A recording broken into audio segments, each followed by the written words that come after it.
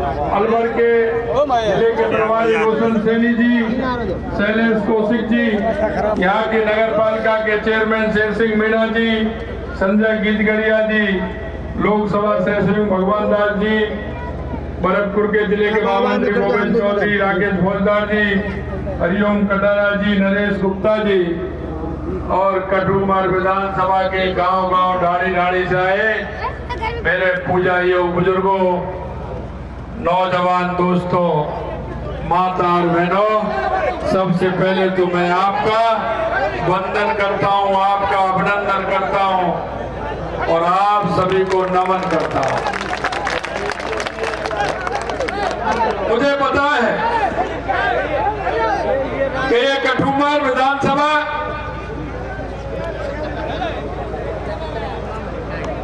ये वो विधानसभा है जब मन में ठान लेती है ना, तो ये विधानसभा उस व्यक्ति को भारी बहुमत से जिताने का काम करती है। मतलब मैं आपसे इतना निवेदन करना चाहता हूं, मैं अधिकतर को सभी को पहचानता हूं, आप सभी को जानता हूं, एक एक गांव को भी मैं जानता हूं, मैंने देखा है आपने हमेशा भारतीय जनता पार्टी का साथ दिया है, भारतीय जनता पार्टी का। लेकिन मैं इतना भी आपको बता देना चाहता हूं कि जब जब आपकी कोई बात आई है, भारतीय जनता पार्टी के नेताओं ने कटुमर की हर बात को रखने का काम किया है, हर बात को रखने का काम किया। मैं आपको याद दिलाना चाहता हूं मित्रों, 2014 से पहले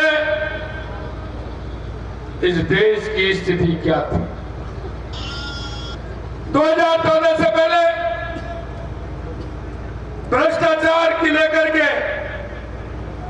क्या स्थिति हो रही थी? भ्रष्टाचार की कितनी बड़ी घोटालाओं की खान ये कांग्रेस की सरकार बन गई थी। आज दिन घोटाले पर घोटाले होते थे, जमीन में भी घोटाला होता था, पाताल में भी घोटाला होता था, आसमान में भी घोटाला होता था। लोगों के मन में यह जिज्ञासा पैदा होने लग गई थी कि आखिरकार इस देश का क्या होने वाला है। यही नहीं, आए दिन आतंकवादी आते थे, कहीं ना किसी बड़े शहर में बम फोड़ करके चले जाते थे, कहीं रेलवे स्टेशन पर बम फोड़ के चले जाते थे, भीड़ भाड़ वाले इलाके में बम फोड़ करके चले जाते थे। क्या 2014 के बाद कोई ऐसी घटना हुई है क्या? अरे बता तो दो मेरे भाइयों, 2014 के बाद कोई घटना हुई है क्या? अगर घटना को अंजाम भी दिया तो देश के यशस्वी प्रधानमंत्री नरेंद्र मोदी जी के नेतृत्व में उनको घर में सबक सिखाने का काम किया। यह नरेंद्र मोदी जी की सरकार है, नरेंद्र मोदी जी। मैं आपसे कहना चाहता, कांग्रेस हमारे तुष्टिकरण के आधार पर चली है।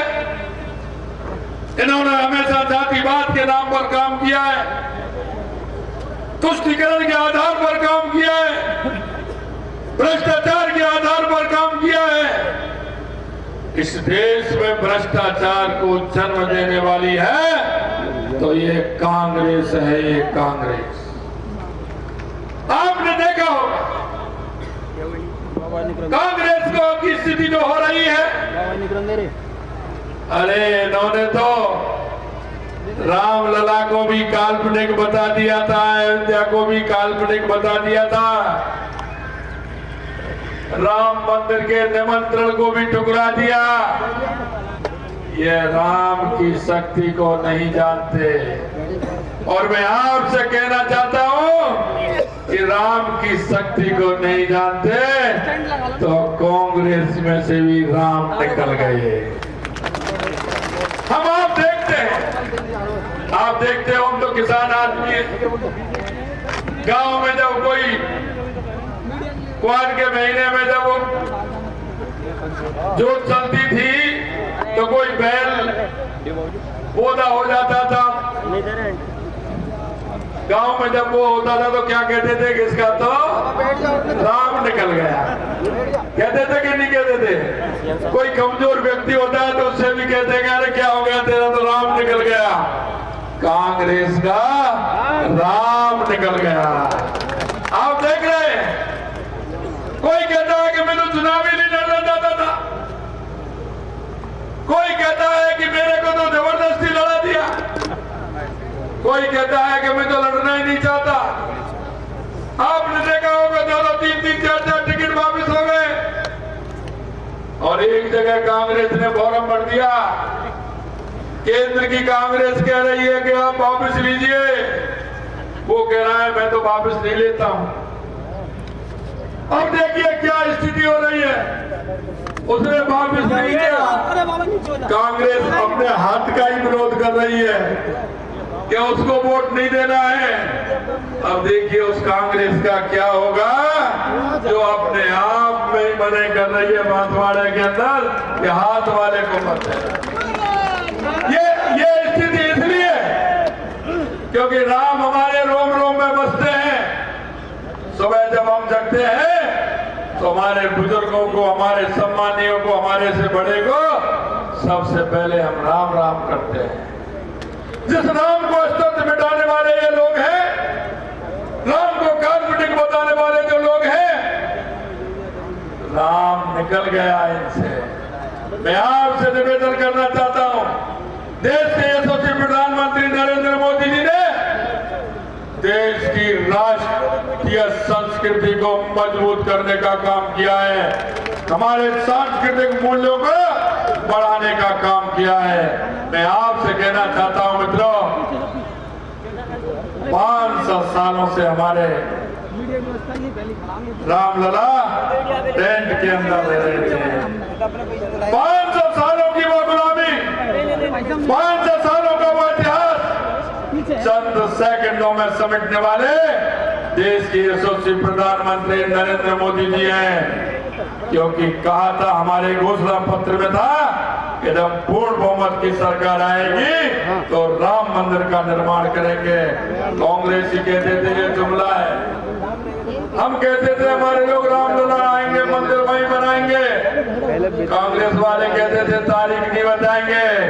अरे हमने तो तारीख भी बताई आपको, निमंत्रण भी दिया आपको, और 22 जनवरी को अयोध्या में दिव्य और भव्य मंदिर में रामलला विराज करे, ये हम आपको बता रहे हैं। मित्रों मैं कहना था, काशी विश्वनाथ कॉरिडोर को बना करके आपने देखा होगा, गंगा माता की आरती होते हुए देखा होगा। हमारे जो 4 धाम है, यमुनोत्री, गंगोत्री, केदारनाथ, बद्रीनाथ, कितनी दिक्कत होती थी जाने में। देश के यशस्वी प्रधानमंत्री नरेंद्र मोदी जी ने जिस तरह का निर्माण कराया है, अब बड़ी सुगमता के साथ हमारे लोग जाते हैं, दर्शन करके आते हैं।